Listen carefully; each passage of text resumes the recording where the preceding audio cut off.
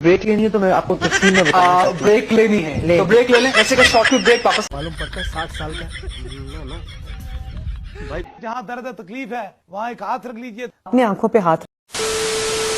ये जो अभी इन्होंने की, मैंने कल जो एक पीटीवी के साथ जो इन्होंने खिलवाड़ किया है, पीटीवी स्पोर्ट्स के साथ, वो मैंने एफआईए को केस दिया हुआ है। वहाँ वो केस है और अदालत में केस है। लाहौर हाईकोर्ट का फैसला भी है उसमें लाहौर हाई कोर्ट के अंदर ये बड़ा, आप अगर ब्रेक लेनी है तो मैं आपको तफसील में बताऊंगा। ब्रेक लेनी है तो ब्रेक ले लें। ऐसे का शॉर्ट में ब्रेक वापस आते हैं तो इस सवाल का जवाब खास तौर पे कि जो एक डी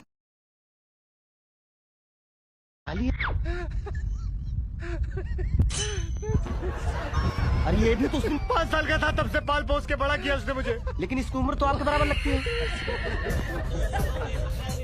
प्लास्टिक सर्जरी का नाम सुन, 4 करोड़ रुपए खर्चा किया इसके मुंह पे प्लास्टिक डालने के लिए। मालूम पड़ता है 60 साल का भाई। पैसा हो तो क्या कुछ नहीं हो सकता है। पैसा लाया ना भाई। कल वो बेगम सफदर कहती है जनाब के इमरान खान को नवाज शरीफ से बहादुरी उधार में ले लेनी चाहिए। ये तो बिल्कुल वैसे ही है कि कोई कहे कि सनी लियोन से जो है वो गैरत उधार पे ले लो और शर्म से डूब मरो। तुम्हें तो जनाब बहादुरी और नवाज शरीफ का आपस में मेल मिलाप करते हुए भी 100 दफा सोचना चाहिए। बेगम सफदर कहती है मेरे पास जनरल फैज के जना सबूत मौजूद हैं, तो अपनी प्रेस कॉन्फ्रेंस के अख्ताम पे मैं उसको एक इंफॉर्मेशन दूंगा कि उसके पास भी जो है ना बड़े बड़े दिलकश सबूत मौजूद हैं। ये डाकू रानी बेगम सफदर, इसकी तकरीर इमरान खान, तुम इमरान खान, तुम्हारा इमरान खान, ये इमरान खान, वो इमरान खान, इसको पकड़ो, इसको गिरफ्तार करो, इसको अदालत में लाओ, इसको घसीटो। मेरा दिल राजी नहीं होता, मेरा दांव नहीं लगता, मेरा दिल नहीं लगता। इमरान खान, सुबह शाम इमरान खान। और कल तो बिला वजह भुट्टो भी बड़ा लहक और चहक और महक के बड़ा आलमी लीडर बना हुआ था। इसको गिरफ्तार क्यों नहीं करते? इसको गिरफ्तार करो। बिला वजह भुट्टो साहब, अगर आप भुट्टो खानदान और जरदारी खानदान में ना पैदा होते तो अलमास बोबी ने भी आपको अपना मुलाजिम नहीं रखना था। यह भी सुन लें, तुम्हारी इतनी औकात है, तुम्हारी खुशकिस्मती है कि तुम इस खानदान में पैदा हो गए हो, वरना जो टेक्निकल फॉल्ट तुम्हारे अंदर है ना, अलमास बोबी ने भी तुम्हें जना अपना मुलाजिम नहीं रखना था। इमरान खान का नाम लेना पड़ता है, मेरे दिल को तकलीफ होती है। जहाँ दर्द तकलीफ है वहाँ एक हाथ रख लीजिए। अपनी आंखों पे हाथ रख दिया। दम के लिए तैयार हो जाएं। आप शुरू हो जाएं।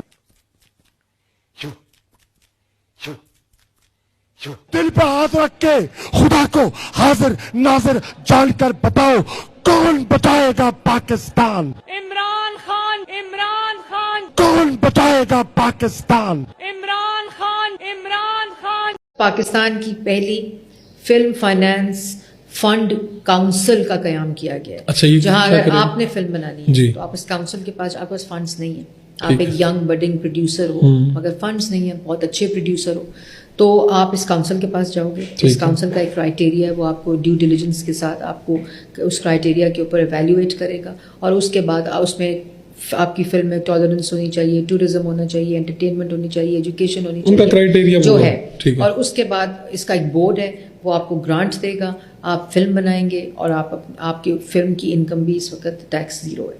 तो ये सब कुछ गवर्नमेंट्स करती हैं। सीपेक जब आया 2013 में 14 में नवाज शरीफ साहब प्रेसिडेंट शी के साथ जब यहाँ इनॉग्रेशन हुई, तो ये लोगों को पता नहीं है कि सीपेक का सबसे बड़ा कंपोनेंट जो था वो कल्चर के ऊपर था, हेरिटेज के ऊपर था, फिल्म स्क्रीन के ऊपर था कि जो यहाँ प्रोजेक्ट्स बने उसको शोकेस भी तो करना है। जी बिल्कुल। आ जाए यार, आ जाए प्लीज, आ जाए यार प्लीज, आ जाए। दरखास्त कर रही हूँ आप लोगों को। नहीं, काबिल एहतराम तो तब होंगे, मेरी बात सुनेंगे। मैं आज 2 महीने बाद आई हूँ लाहौर। हमने हमेशा बात सुनी, आप हमेशा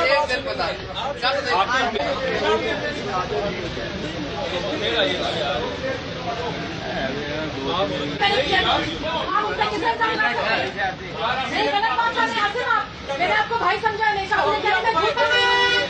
बिल्कुल गलत रवैया है, ये बिल्कुल गलत रवैया है। मैं मिलके कर रही हूँ, और मैंने मैनेजमेंट को फोन करना मैं जाना कर रही हूँ। मेरा कोई तरीका नहीं है। नहीं तो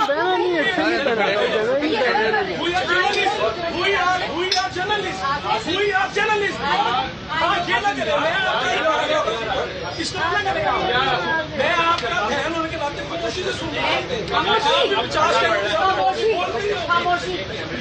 मतलब आप मुझे कह रहे हैं, एक मिनट, आप मुझे कह रहे हैं मैं झूठ बोल रही हूँ, मैं मैनेजमेंट को मैं आपके हाथ जोड़ के मिलती कर रही हूँ। मतलब मेरे साथ आप काम कर रहे हैं। मैंने मैनेजमेंट को कॉल किया, आप ये कैमरा बंद करें। एक और बात बताऊं, मेरे 3 घंटे की सर्जरी हुई, मुझे डॉक्टर ने कहा तुम बाल बच्ची हो, तुम्हारा कोई नुकसान नहीं हुआ। इनको पता था पिछले 5 साल की मेरी सर्जरी होनी है और वो दुनिया में सिर्फ 2 ममालिक में होती है। इन्होंने मुझे पासपोर्ट नहीं दिया और अल्लाह का बेइंतहा शुक्र है मैंने इनसे पासपोर्ट नहीं मांगा। जो है मैं समझता हूँ जनाब स्पीकर, मेरी बात सुने, मैंने अपनी बहनों को सरकारी फंड से मशीनरी लेके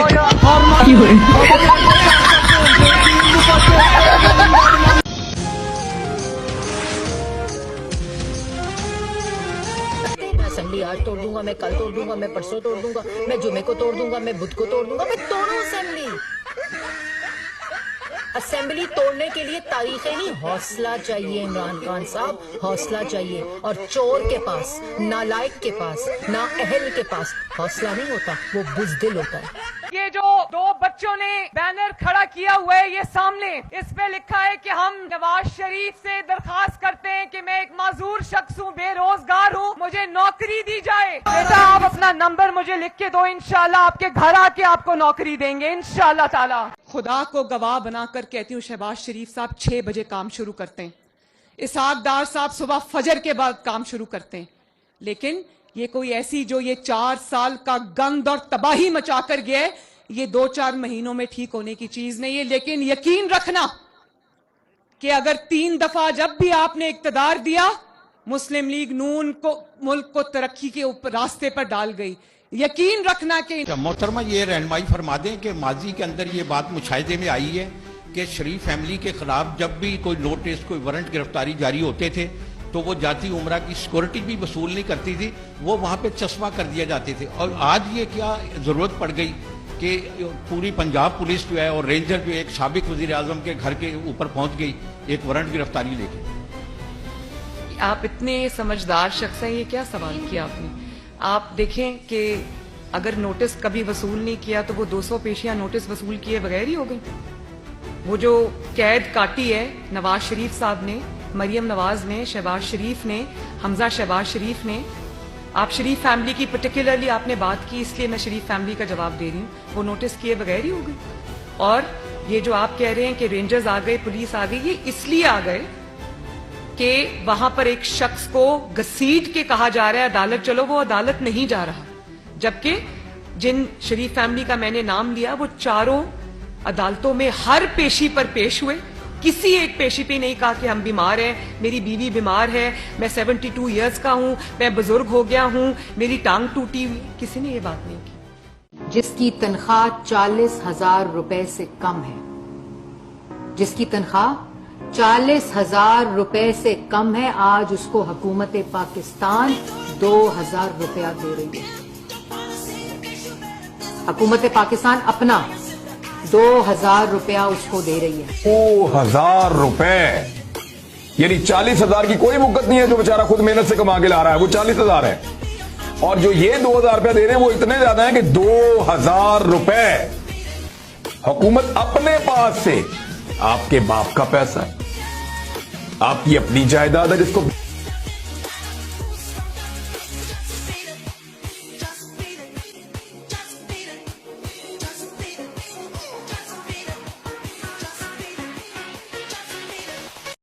इलेक्शन ना करवाना क्या आईन की खिलाफवर्जी नहीं है? मैम इलेक्शन ना करवाना, देखिए बात इलेक्शन कराने की नहीं है। अगर इलेक्शन से कोई भाग रहा है तो वो इमरान खान भाग रहा है। Women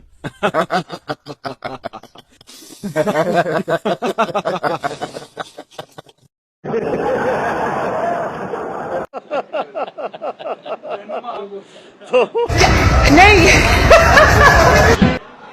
डांग फेरे डांग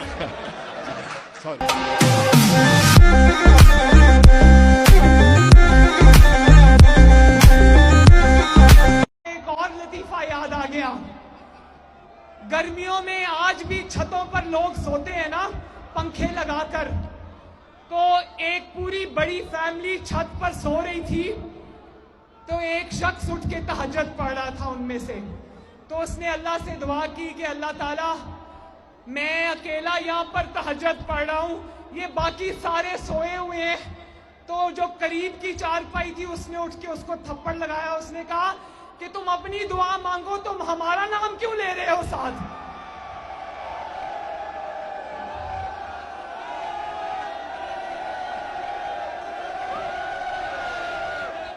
उसने कहा कि तू अपना ना ले, तू साडियां शिकायतां क्यों लाना है। हमने सुना है कि मरियम नवाज की दोनों कनीजें अज़मा बुखारी और हिना भट्ट जाती उम्रा महल में झाड़ू पोछे और सफाई के लिए आती हैं।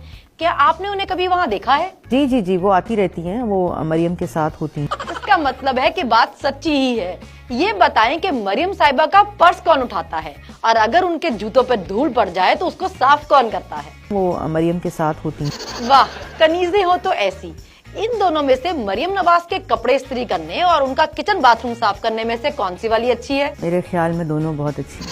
वैसे सुना है आप भी कुछ कम कनीज नहीं। लंदन में मियाँ साहब के जब गंदे कपड़े ज्यादा इकट्ठे हो जाएं तो धोने के लिए आपको बुलाया जाता है। क्या ये बेइज्जती वाली बात नहीं? हमारी कोई तस्दीक नहीं होती, क्योंकि जब हम मियाँ साहब के से मिलने जाते हैं तो हम बतौर कारकुन जाते हैं। बहुत अच्छे। हर कनीज एक दूसरे से आगे निकलने के कसम खाने के लिए तैयार हूं। ये मैं कसम खा के बात कह रहा हूं कि नवाज शरीफ के करीब रहने वाले 2 लोगों ने खुद मुझे कहा नवाज शरीफ इलेक्शन हार चुका है।